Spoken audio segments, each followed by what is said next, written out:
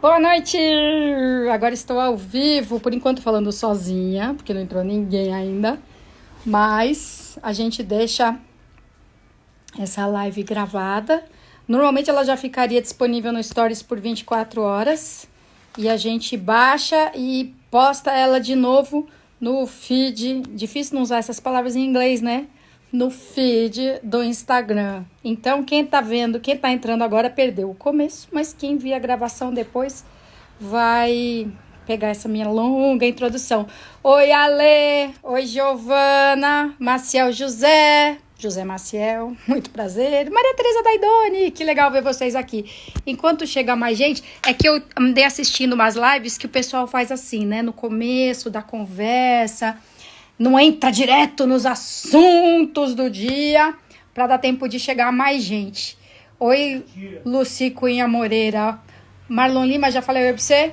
Olha, mostrar um pouco o povo aqui da minha casa. Esse aqui é o Jung, um gato muito pidão de carinho. Eu sou de Esse aqui, oi, Ângelo Vaz Rosa, quanto tempo, Pedro Maravelli. Esse aqui é o Zig. Uma hora pra falar do Zig. Eu vou subir. Normalmente eu começo a live lá em cima e preciso descer quando os cachorros dão escândalo. Ei, Zig, Dubi, por favor. Essa hora sempre rola, alguém telefona, toca a campainha. Oi, Nelson Teixeira. Oi, Rafa Magueta. Deixa eu desligar a TV aqui. Eu ia trabalhar um pouco na frente da TV, coisa que eu gosto de fazer. Às vezes eu... Coisa de louco, né? Mas às vezes eu trabalho melhor com um barulho de fundo. Eu não sei se é o costume de quem trabalhou em redação, que tinha tudo menos silêncio. Às vezes eu não tô conseguindo trabalhar direito, aí eu ponho um ruído de fundo. Vê se pode. Bom, oi, Leandro J. Santos. Eu costumo fazer a live em 3 blocos. Primeiro bloco, assuntos do Brasil e do mundo. Segundo bloco, assuntos do município. E o terceiro bloco, alguma coisa bacana para descontrair. Aquela lógica do jornal nacional, né? Ou de todos os jornais. A última notícia é uma notícia bacaninha, pra gente não ficar tão pra baixo. Bom, primeiro, é uma notícia em tese boa do governo federal, mas por quê, né?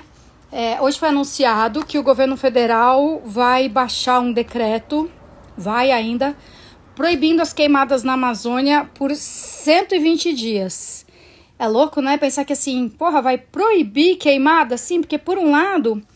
Tem queimadas que não são proibidas. Por quê? Digamos que são áreas de pastagem ou de alguma atividade agrícola. E dependendo do tipo de atividade, a queimada meio que faz parte. Não vou dizer que é um método bom, mas vou dizer que é um método razoavelmente tradicional. E aí, assim, o problema é que não era para ter agricultura na Amazônia, não era para ter pecuária na Amazônia.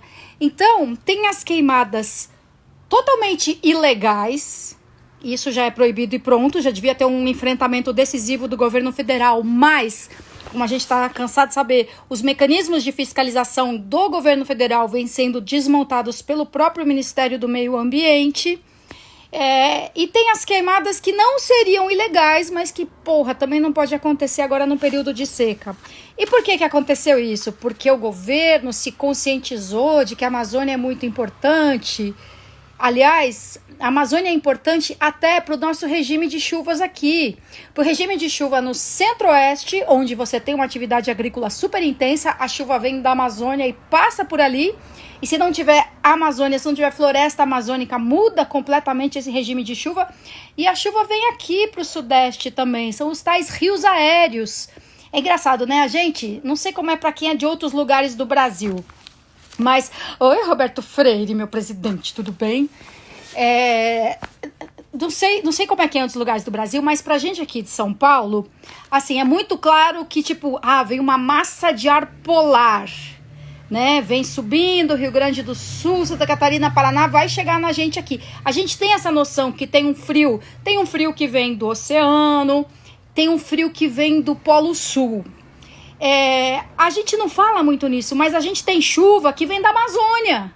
E aí, se você desmata a Amazônia, você prejudica tudo isso. São mais extremos climáticos nos atingindo. O Nelson Teixeira falando aqui, bacias aéreas, rios aéreos. Muito bem. Então, não é que o governo se deu conta que, sem a Amazônia, nem a nossa grande atividade poderosa, que é o agronegócio, nem ele se sustenta. Não, o que acontece? Houve uma carta aberta de investidores muito poderosos, de empresas muito poderosas, dizendo o seguinte: ou o Brasil adota medidas sérias para combater o desmatamento e os incêndios na Amazônia, ou a gente vai retirar o dinheiro, a gente vai retirar investimento, a gente vai cancelar investimentos que estavam previstos, a gente vai deixar de comprar o produto brasileiro. Então, é louco, né?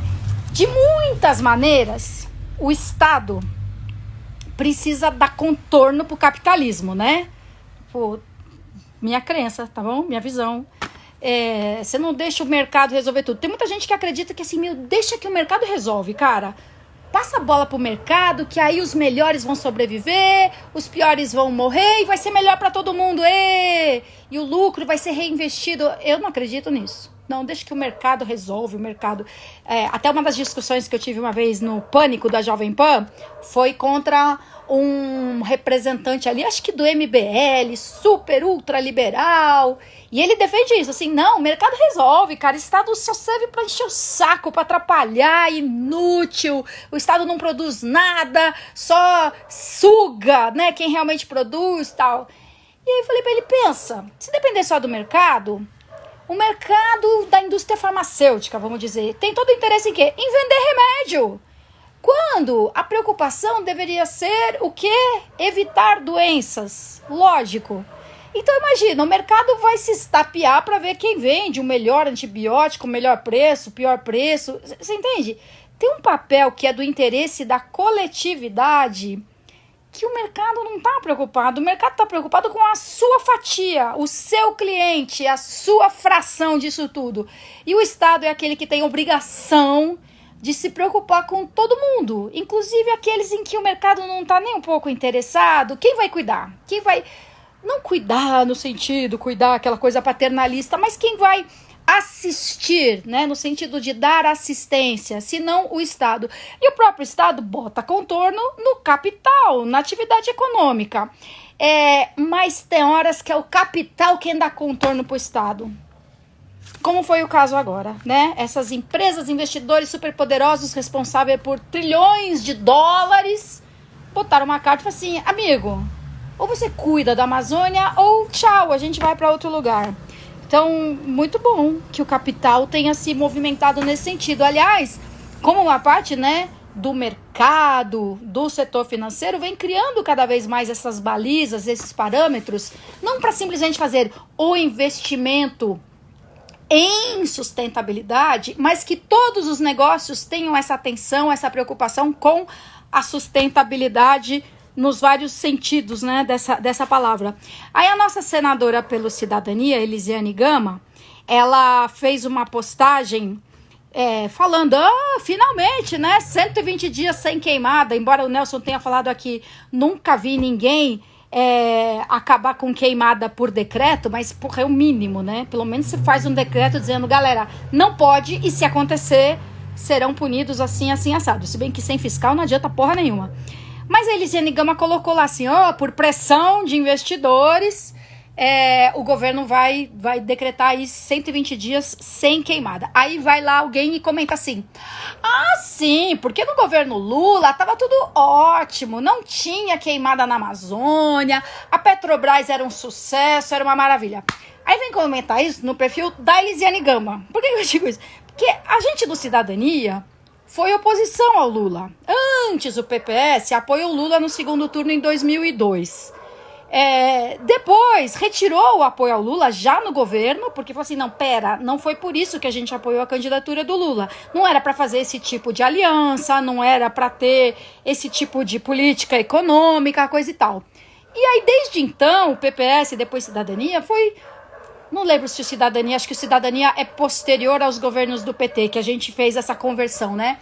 Mas o PPS sempre foi oposição ao Lula. Aí a gente estava na posição mais desconfortável do mundo dentro dessa briga de torcidas organizadas. Porque para os aliados de esquerda do PT, porque o PT nunca teve só aliados de esquerda, fez aliança... Tudo bem, aliança a gente faz com quem é diferente, senão não é aliança, senão é igual, né? Então aliança você amplia, você inclui aqueles que não são exatamente do seu campo ideológico, programático, mas que num determinado momento estão do mesmo lado. Então assim, o governo Lula fez aliança com vários partidos que não são de esquerda, nem nunca foram, mas o problema é, você não põe nenhum limite a essa aliança, você faz com qualquer tranqueira. E ainda por cima, para fazer aliança com determinadas tranqueiras, você entrega os dedos, os anéis, porque a aliança não está nem um pouco preocupada com o sucesso do país, está preocupada com a sua própria sobrevivência, né? Determinados partidos tal, que estão agora na base do Bolsonaro também. Valdemar Costa Neto, né? Esses personagens assim ilustres da nossa história, Roberto Jefferson. Então, quem era da esquerda e aliado do PT... Uma parte do PSB, o PCdoB e o próprio PT acusava a gente lá do PPS, seus neo-reacionários, sua nova direita, seu isso, seu aquilo. Porque a gente era oposição ao Lula, então ser esquerda e oposição ao Lula não cabia no mundo do ponto de vista deles. E ao mesmo tempo, como a gente é de esquerda assim, o povo da direita... Ah, sua esquerdalha, vocês assinaram a carta do Foro de São Paulo e o escambau. Então era uma maravilha. Pro PT a gente é de direita, pra direita é esquerdalha. O que deveria ser uma vantagem nossa, porque não são poucas as pessoas no mundo que não suportam o governo Bolsonaro e também não gostavam nem um pouco dos governos do PT, isso poderia ser o melhor dos mundos pra gente. Mas como parece que todo mundo só quer, né, cabo de guerra, não foi muita vantagem ficar assim ao centro nesse sentido de nem gostamos desse governo e nem daquele governo. Mas muito bem, quando a Elisiane Gama foi falar, né? Elisiane Gama, desculpa, a nossa senadora, pelo Maranhão, falou, oh, aleluia, né? Com a pressão do capital, o Bolsonaro... Aí veio esse cara, não, porque no governo Lula tava tudo lindo. Não tava tudo lindo. Aliás, eu fiquei chocada com a notícia que é o seguinte... o número de focos de queimada agora na Amazônia é tipo mais de 3 mil, conforme lá os satélites do INPE. Aí sabe o que é? Esse é o maior número de focos de queimada há 13 anos. Não é o maior número de focos de queimada da história, da década, do século.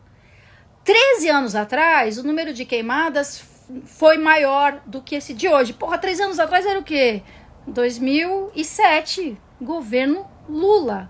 Então, sim, o governo Lula nunca foi a maravilha na proteção ao meio ambiente. Não foi à toa que a Marina Silva saiu do PT. Ela era uma das fundadoras do PT, foi ministra do meio ambiente do governo Lula, ela, desistiu.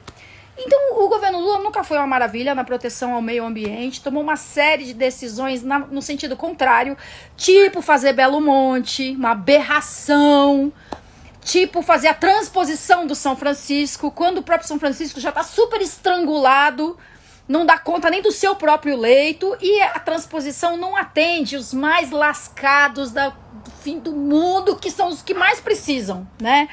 Então o governo Lula de fato não foi nenhuma maravilha na pauta ambiental, muito pelo contrário. O Lula ainda ironizava, né, porque faziam os estudos do impacto ambiental e o relatório, e aí diziam, olha, tem várias espécies de peixes que são super importantes para o equilíbrio disso, daquilo, econômico e tal, e do ecossistema, né, do bioma todo, e que correm o risco de extinção, porque eles sobem essa parte do rio para se reproduzir.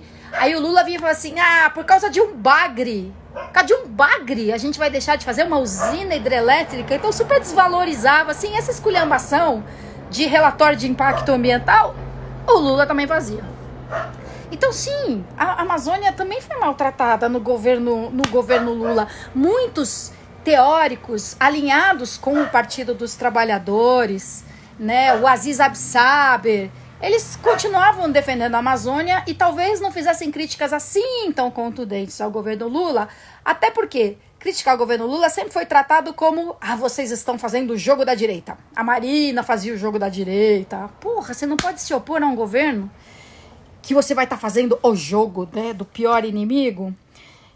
Enfim, comemoramos uma medida acertada, embora tenhamos todos a desconfiança de que é só um decreto para agradar os investidores internacionais, as empresas, grandes conglomerados e tudo, mas sem fiscal, mas sem recurso. Agora, o louco é que o presidente do Conselho da Amazônia é o general Mourão.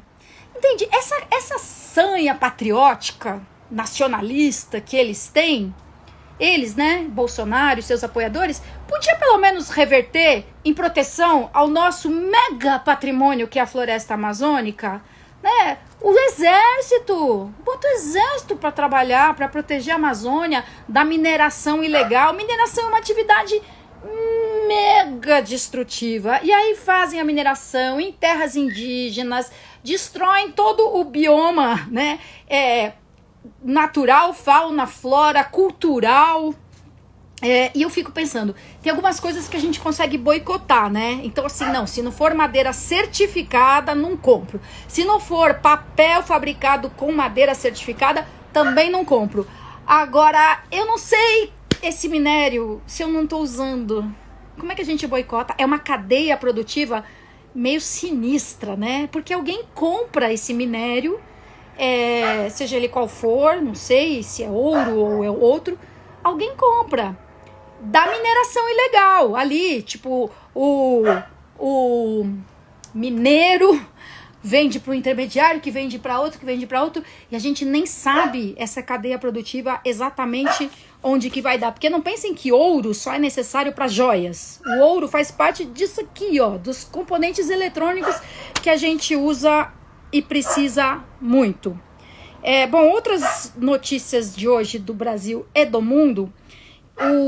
O Supremo Tribunal de Justiça, que concedeu prisão domiciliar para o Queiroz e a sua esposa foragida. É uma coisa tão absurda, porque você tem uma porção de criminosos de baixíssimo potencial ofensivo que foram presos portando droga, que tinham farinha. Outro dia a polícia fez uma perseguição gigantesca na Zona Leste, porque um rapaz fugiu, quando a polícia, sei lá, mandou parar, o cara tava de moto e aí os policiais da Rocan foram atrás. Tudo bem, não condeno os policiais da Rocan, podia ser tudo, podia ser um sequestrador, podia ser um assassino. O cara fugiu da polícia, você fica, opa! E aí saíram correndo atrás dele. E no fim conseguiram pegar o rapaz, mas foi osso, assim, chama o reforço, chama a rota, uma puta operação, porque um cara de moto fugiu da polícia e se escondeu lá numa casa.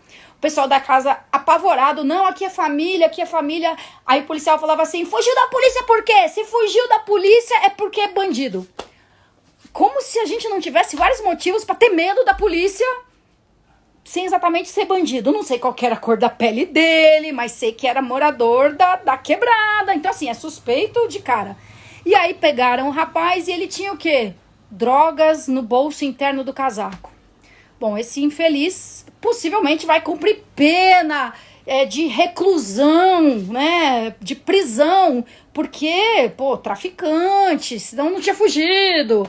Então, assim, tem gente que realmente, na boa, alguém que porta cocaína para vender, ele não abre a boca das pessoas assim, joga cocaína lá dentro. Mas vender cocaína, e eu odeio cocaína, mas vender cocaína é considerado um crime gravíssimo. Esse cara pode ir preso e esquece, 5 anos, um abraço. Mas aí o Queiroz, que tá envolvido numa trama sinistra, criminosa, muito séria, e a esposa dele, que tá foragida, que tem recurso, que tem grana, que tem amigos, ele pode cumprir prisão domiciliar.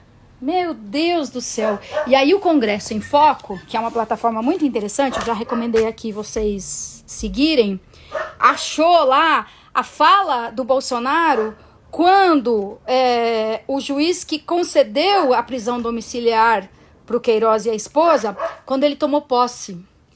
E aí uma das frases que ele usa é assim: foi amor à primeira vista. É muito descarado. É muito descarado. Enfim, ponto, parágrafo, noutra linha.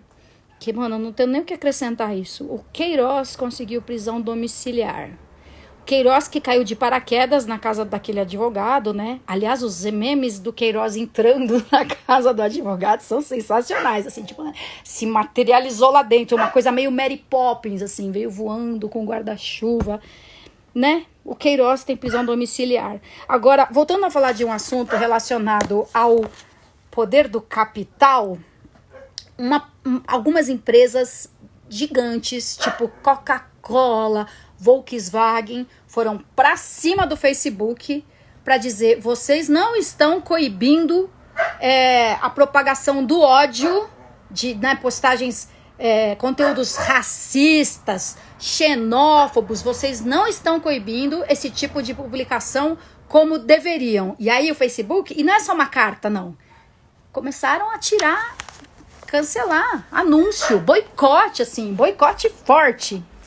E aí o Facebook, não sei se por coincidência, mas anunciou ontem, né, que fez uma auditoria e cancelou vários grupos de contas relacionados ao Bolsonaro e a apoiadores do Bolsonaro.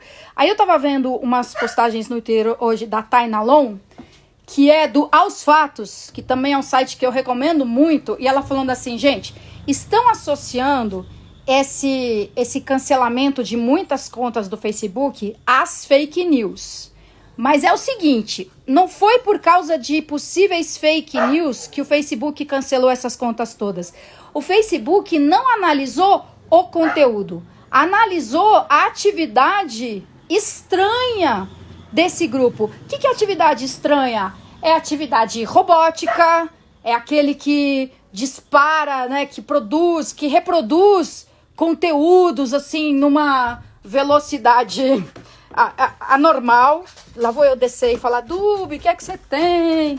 Fica quietinho, Dubinho.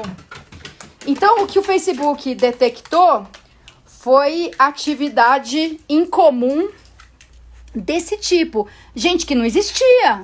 Muita gente, assim, perfis que não correspondiam a pessoas verdadeiras, mas que inventavam uma pessoa tipo assim, jornalista.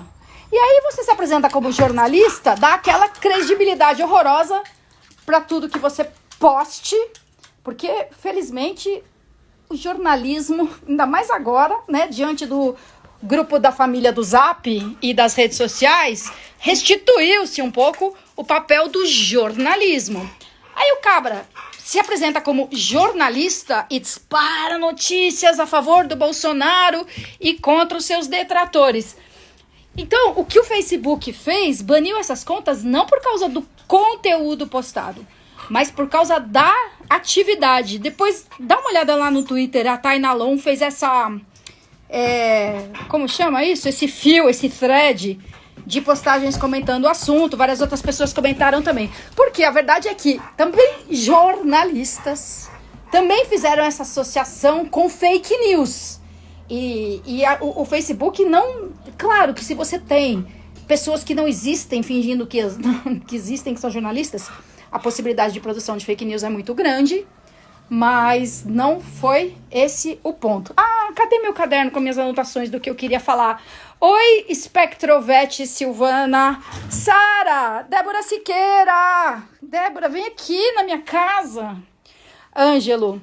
O Ângelo Vaz Rosa, que é um advogado puta bárbaro, ativista. Ele dá uma palestra pra gente no gabinete sobre o funcionamento do judiciário. Tribunal militar, tribunal, as varas, as comarcas. Porque assim como eu gosto de dar palestra explicando como funciona o legislativo, que eu só soube exatamente depois que eu passei a ser vereadora, a gente não entende bem o judiciário, né? Os caminhos do judiciário. E aí o Ângelo Vaz Rosa tá aqui dizendo que o Noronha...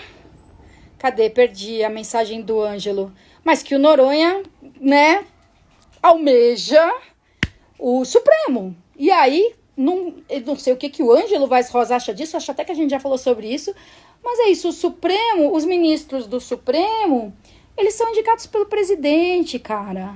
É meio bizarro isso, que um presidente tem o poder de constituir o Supremo conforme a sua feição, o seu desejo. Não é à toa que o Bolsonaro falou assim, não, precisamos de alguém terrivelmente evangélico para o Supremo Tribunal Federal. O Bolsonaro não está falando assim de assim, ser evangélico é o critério para ele, não outras qualidades. Antes de eu passar para o próximo assunto, que eu recuperei o meu caderno com as minhas anotações da quarentena, deixa eu ver, eu vi que várias pessoas fizeram comentários aqui e eu não respondi a nenhum deles. Cadê?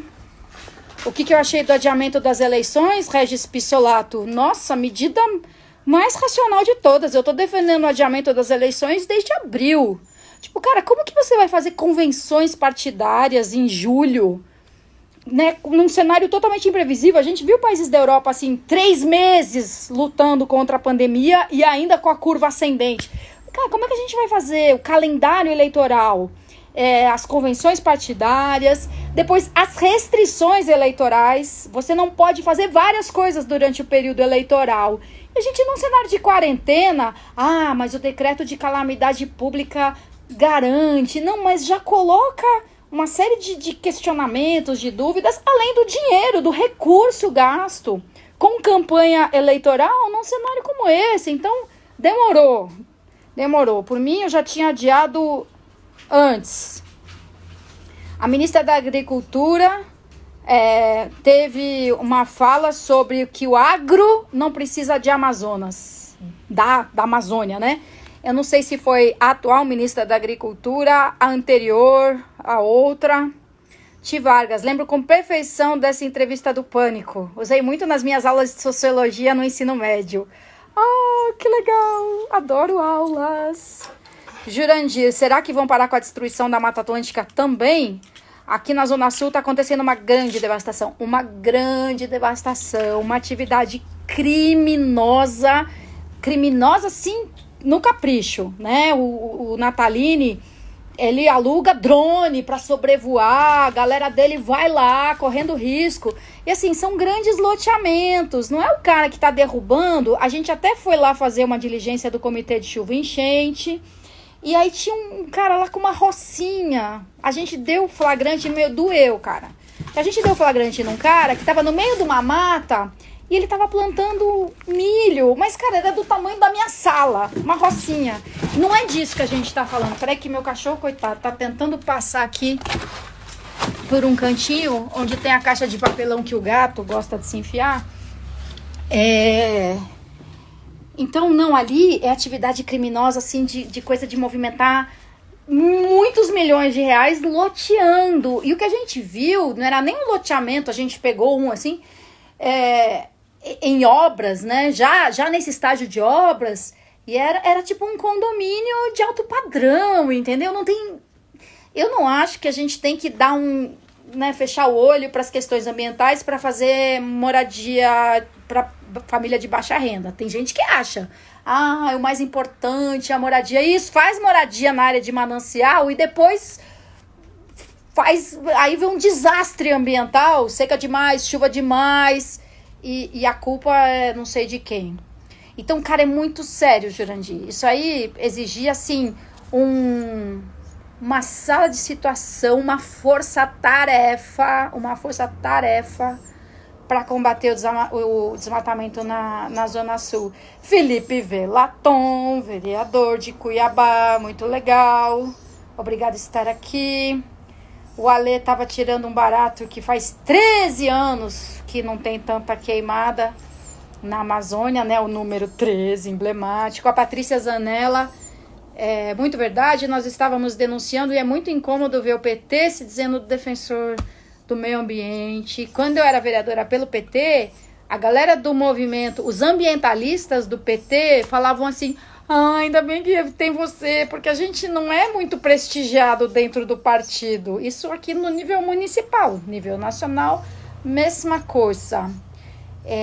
O Flávio Fontes de Mora, o Velatão manda um abraço, cidadania. Enquanto temos as brigas ideológicas, não discutiremos as cadeias, os fatos e as evidências. Aqui o Ângelo Rosa falando o Noronha quer ir pro Supremo, eis o motivo.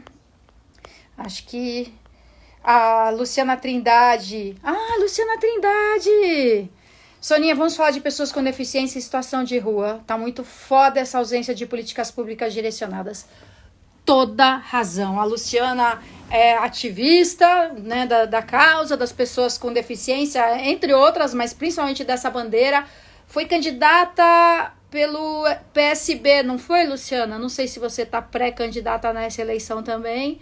E tem toda razão, meu. As políticas... Bom, se as pessoas que não estão em situação de rua já têm dificuldades com as barreiras arquitetônicas e as barreiras atitudinais, imagina as pessoas em situação de rua que não tem um banheiro comum, que dirá um banheiro adaptado, né? Agora, nos banheiros feitos na pandemia, tudo tiveram esse cuidado, mas são poucos. E algumas, assim, além de terem a dificuldade de locomoção, algumas usam fralda. Pensa a dificuldade, pensa o desconforto. E aí uma das providências que tem para a população de rua é assim, naqueles albergues, aquele modelão do galpão com 200 camas beliche, é assim, a pessoa com deficiência fica na cama de baixo. Isso às vezes é o máximo que conseguem oferecer. Luciana, vamos combinar um dia, vamos fazer um bate-papo aqui nós duas. Uma live, eu entro no seu perfil, você vem no meu. O Everton, diversos países europeus têm solicitado há tempos relatórios ao Twitter, Facebook, de como e quando ocorrem essas atividades inautênticas e coordenadas. É uma possibilidade para agir contra fake news. Exatamente. Você não precisa nem ver o conteúdo de uma postagem. Você detecta que aquela postagem está sendo feita maciçamente por robôs disfarçados de gente. Essa frase eu não imaginava dizer um dia. Robôs fingindo que são gente. O André Stark torcendo para novembro já ter a vacina. O Nelson Teixeira está me dizendo que foi a atual ministra Tereza Cristina que disse que o agro não precisa da Amazônia. Meu Deus do céu! Sabri Mello, enquanto não houver uma força-tarefa com relação aos cuidados e preservação do meio ambiente, continuaremos pagando caro. Covid, enchente, dengue, febre amarela e futuras pandemias. Concordo completamente, inclusive com essa proposta. Força-tarefa. É uma galera assim... abandona suas atividades normais e se concentra aqui com sala de situação, com monitoramento, com tecnologia, com tudo para fazer o combate organizado e decisivo. Bom, já vou caminhar aqui para a conclusão. Eu ia falar algumas coisas aqui do município também, mas já falei demais. Ó minhas anotações, ó, meu roteiro. Não pense que quando eu fazia televisão era muito diferente disso, não. Só mais um comentário de uma cena do Brasil e do mundo. O Dubinho, por que você tá chorando? Você quer carinho? O Dubinho tá velhinho. Aí ele tem dores, sabe? Aí a gente faz carinho, ele fica assim. Bonitinho. Hoje no Twitter também eu vi uma cena. E o Zig, ó o rabo. Ele não se mexe, ele consegue reagir, ó, tá tudo parado, mas ele mexe só o rabo. Hoje eu vi no Twitter também uma cena de um cirurgião plástico de Alfenas, Minas Gerais, que se recusou a ter a temperatura medida numa barreira sanitária. Não é que é uma barreira sanitária, tem os agentes ali de saúde que param o carro e falam assim, a gente pode medir sua temperatura? Ele se recusou a ter a temperatura medida e, como se não bastasse, saiu xingando a agente de saúde de vagabunda, palhaça. Cara, um absurdo. Ele falou, essa merda vai acabar, esse é o maior roubo da prefeitura. Porque ela quis medir a temperatura dele. E aí, quem é de Alfena sabe que ele é mega apoiador do Bolsonaro, lógico. E que a esposa dele é pré-candidata a vice-prefeita de Alfenas. Então, cidadãos alfenenses, fiquem de olho. Oi, Ivo Bonfilholi. E aí, parando de falar de coisas ruins, hoje eu vi que o YouTube tá preparando uma coisa incrível. Tem algum cineasta meio que coordenando isso, que é Life in a Day. Eu sempre quis fazer isso quando eu estava na faculdade de cinema, e aposto que um monte de gente quis fazer também. Mostrar um dia na vida, e isso nunca foi tão acessível assim, mas um dia na vida do planeta. Como se fosse aquelas cápsulas do tempo, sabe? Que você guarda para daqui a 200 anos, ou para os extraterrestres saberem como é a vida na Terra. Então eles estão convidando todas as pessoas a gravar o seu dia, no dia 25 de julho. E depois eles vão fazer um filme, não sei qual vai ser o formato do filme, a duração do filme, quanto eles vão usar de cada gravação, mas um filme mostrando um dia da vida na Terra. Meu, sensacional. Se vocês procurarem Life in a Day, YouTube, vão encontrar lá esse convite para que todas as pessoas façam a sua gravação. E por hoje é isso. O Vini Grey falando aqui, mesmo a situação do caso de um bombeiro que não quis colocar máscara no metrô. Ai, meu Deus, teve isso. Um bombeiro que a gente imagina que... Eu não sei se o bombeiro que você está dizendo é no vocabulário fluminense, em que é bombeiro também... Acho que é no Rio de Janeiro que eles usam bombeiro como sinônimo de encanador. Não sei se é no Rio. Ou se você está falando de bombeiro... pelo jeito é o bombeiro mesmo, aquele que atua no combate ao fogo e outras catástrofes, pelo simples fato de que era bombeiro, ponto. Quer dizer, aquela pessoa que você espera, que sacrifique a sua própria vida, se for o caso, para salvar a vida dos outros, se recusa por a máscara no metrô. Por isso que eu digo que as forças de segurança, de um modo geral, isso inclui os bombeiros, mas principalmente polícia militar, guardas civis, cara, tem que ter um processo seletivo melhor. Porque aquele policial que espuma de prazer chutando a cabeça de alguém, aqueles policiais que juntam 5 ou 6 pra pegar um cara que já tá caído e rendido, chutar a cabeça dele, agredir, xingar e sair dando cacetada em quem tiver do lado falando pare com isso, eu não tenho aula de direitos humanos que resolva. Não tem afastamento pra desestressar. Cara, isso é total inaptidão para a função. Então, não é só o curso, a preparação, a punição aos policiais. É a própria seleção. Tem alguma coisa muito errada com a seleção quando tanta gente que adora agredir pessoas indefesas ganha o direito de vestir uma farda e portar uma arma. O Ale tá aqui lembrando da frase mais uma cretina, né? Que é o Bolsonaro falando que usar máscara é coisa de viado. Pois bem, eu sou viado. O Ale com certeza é viado também. Somos todos viados. Viados precavidos. Não queremos nem o nosso mal e nem o das outras pessoas. Então, ó, pra concluir... Oi, Mihoku, _ MHKO.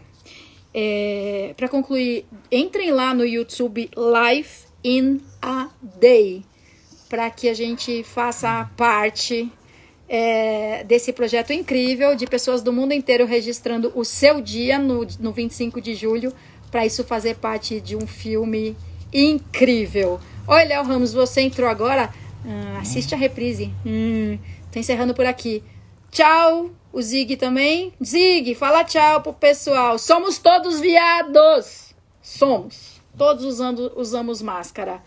Tchau do Zig, tchau do Dubi. Tchau meu também. Até amanhã, mais ou menos nesse horário, 6h30. Obrigada pela participação. Meus cachorros, amo eles, são demais. Tudo vira-lata, tudo SRD. Qual é a raça deles? Todas, ou pelo menos várias. Tchau, até mais. Tchau, Jurandir. Tchau, Ana Cristina. Somos todos viados.